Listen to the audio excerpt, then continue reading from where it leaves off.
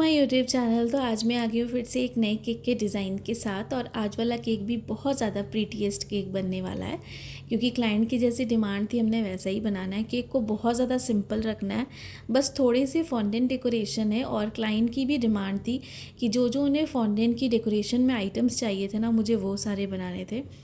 तो वीडियो जो है बिना स्किप किए आप एंड तक देखिएगा। आई होप कि आज वाली वीडियो भी आप सबको पसंद आएगी। और यहाँ पे जो केक है ना, मैं 1 kg का तो बनाना था, बट टॉल हाइट में नहीं बनाना था, जिसके लिए मैंने कौन सा केक टिन यूज़ किया है, कितना प्रीमिक्स यूज़ किया है और कौन सा केक बोर्ड यानी कि कितने इंच का केक बोर्ड यूज़ करा है, वो भी मैं आपको डिस्क्रिप्शन में दे दूँगी। बाकी मैं जो भी वीडियोज़ अभी बना रही हूँ और पहले की भी जो मेरी वीडियोज़ है उनके भी जो लिंक है वो भी मैं डिस्क्रिप्शन में ऐड कर देती हूँ, ताकि आप सब वो भी देख पाओ। और आप सबके जो कमेंट आ रहा था कि मैम आप प्रीमिक्स कौन सा यूज़ करते हो, तो प्रीमिक्स का मेरा कुछ भी फिक्स्ड नहीं रहता है कि मैं ये प्रीमिक्स यूज़ करती हूँ। मैं मार्केट में बहुत सारे प्रीमिक्सेस हैं जो मैं यूज़ करती रहती हूँ। और जब मुझे सजेस्ट करते शॉप वाले कि आप ये वाला प्रीमिक्स लेके देखो काफ़ी अच्छा है, तो मैं क्या करती हूँ ना, 1 kg का जो पैकेट होता है ना वो ले लेती हूँ, ताकि मैं एक बार यूज़ करके देखूँ।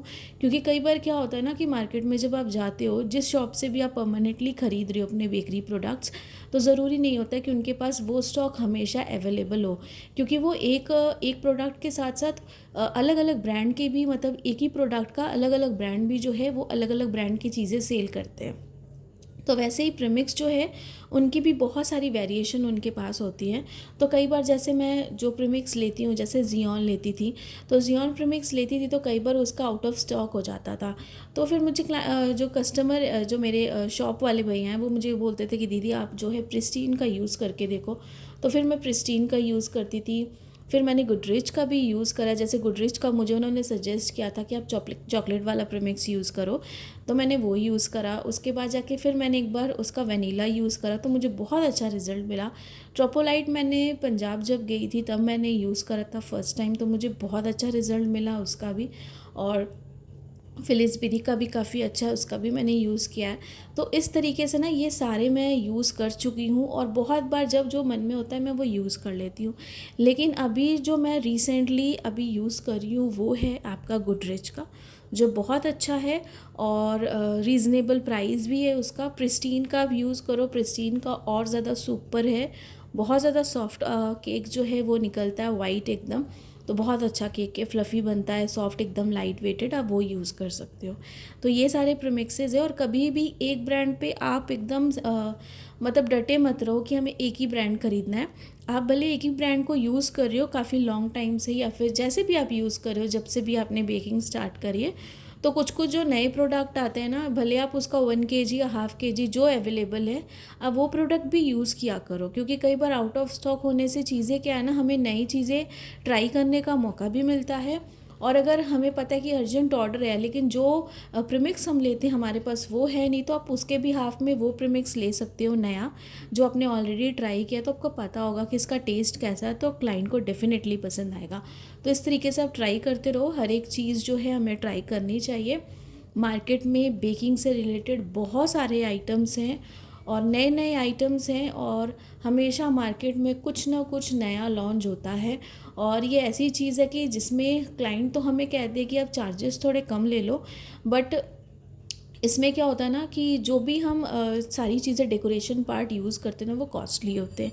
अगर हम एक स्टैंड लेने जाएँ, उसे हम बार बार यूज़ तो करते हैं, लेकिन हमें अगर पर्टिकुलर एक केक बनाना है जिस पे क्लाइंट ने हमें कहा है कि हमें यही वाला स्टैंड चाहिए, तो स्टैंड का प्राइस कई बार 400, 500, 1500 इस तरीके से भी होता है। तो हमें कई उस केक का हम चार्ज तो करते हैं अच्छा खासा, लेकिन उस एक केक को बनाने के लिए हमें वो पर्टिकुलर स्टैंड जो भी होता है वो हमें लेना पड़ता है। तो ये सारी चीज़ें हैं। बाकी कुछ ना कुछ नया रहता है जो ऐड होता है, और जो भी नया मार्केट में आता है, क्लाइंट वो डिमांड करते हैं कि हमें भी ऐसा केक चाहिए, तो उसके लिए हमें फिर सारी चीज़ें वैसी करनी पड़ती हैं। जो जो उसमें प्रोडक्ट्स की ज़रूरत होती है वो सारे हमें परचेस करने पड़ते हैं। तो हमें अपने पास उतनी इनकम भी रखनी पड़ती है, सेविंग्स, ताकि हम जो है वो सारी चीज़ों को परचेज़ भी कर पाएँ। तो बस इस तरीके से सारी छोटी छोटी चीज़ें हैं। बाकी यहाँ पे जो केक था मैंगो फ्लेवर में जो है कवर किया है, क्लाइंट की जैसी डिमांड थी वैसे। तो केक बोर्ड को काफ़ी अच्छे से हम साफ़ कर ले रहे, क्योंकि जो ब्रेड क्रम्स थे ना वो सारे केक बोर्ड पे भी गिरे थे, ताकि क्रीम हमारी बिल्कुल अच्छे से लगे और जो भी ब्रेड क्रम्स हैं वो बिल्कुल भी ना लगे क्रीम में। तो अच्छे से क्रीम के साथ पहले हम पूरे केक को कवर कर लेंगे, यहाँ पे फ्रॉस्टिंग कर लेंगे वाइट क्रीम के साथ ही। और ये जो केक था ये वाइफ़ ने अपने हस्बैंड के लिए दिया था बर्थडे पे। तो उन्होंने कहा था कि मुझे इस केक में थोड़ा फॉन्डेंट वर्क चाहिए, बहुत ज़्यादा नहीं। और उन्होंने मुझे स्ट्रिक्टली मना किया था कि कोई भी स्टिकर वर्क आप मत करिएगा, और उन्होंने फॉन्डेंट वर्क भी मना किया था, बट उन्होंने कहा था बहुत थोड़ा मुझे चाहिए। जो मैं आपको कह रही हूँ, अगर वो डिज़ाइन आप जितने कम में बना पाओ उतना अच्छा है। तो मेरे लिए भी चैलेंजिंग था ये थोड़ा सा, क्योंकि मैंने कभी बनाया नहीं है। तो मैंने क्लाइंट को बोल दिया था, और ये भी मैं रेगुलर ही क्लाइंट थी, तो मैंने उनको बोल दिया था कि मतलब मैंने जैसा मुझे आता है मैं वैसा ट्राई करूँगी, बट एग्जैक्टली वैसा बन पाएगा या नहीं तो वो मैं नहीं कह पाती हूँ। लेकिन जितना हो सकेगा, आपने जो भी चीज़ें मुझे कही है कस्टमाइज़ करने के लिए केक के ऊपर, तो वो मैं ट्राई ज़रूर कर सकती हूँ। अगर आप बोलोगे तो आप मुझे केक का ऑर्डर दो, और अगर आपको लगता है कि मुझसे उतने अच्छे से नहीं होगा तो आप नहीं भी दे सकते हो। ये चीज़ मैंने बिल्कुल क्लियर की थी। और जो केक पे मुझे बनाना था फॉन्डेंट डेकोरेशन, वो ये था कि मुझे इडली बनानी थी, जो मेरे क्लाइंट के जो हस्बैंड है उन्हें बहुत ज़्यादा पसंद है, जो उनके फेवरेट फूड्स थे ना, मुझे वो कहा गया था बनाने के लिए। तो नूडल्स मुझे कहे थे, सॉरी मैगी मुझे कही थी, तो मैंने मैगी बनानी थी। तो मैगी तो चलो मैं बना लेती, काफ़ी इजी है, वो मैंने बनानी थी। साथ में मैंने बनाना था इडली, डोसा, और मुझे बनाना था लिट्टी।